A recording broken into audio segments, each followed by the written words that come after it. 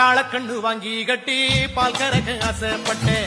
கோழி குஞ்சு குட்டி போட கோயிலுக்கு நெந்துகிட்டேன். முட்டாளாயிருக்கேடி மானே, அடி ஒட்டாதே என் வாழ்க்கைதானே.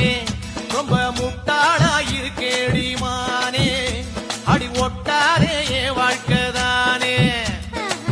ஒத்தை கொத்த சண்டையினா ஓடி போற ஆம்பள நீ, செத்து போன பாம்ப பார்த்து சத்தம் போட்ட வீரனும்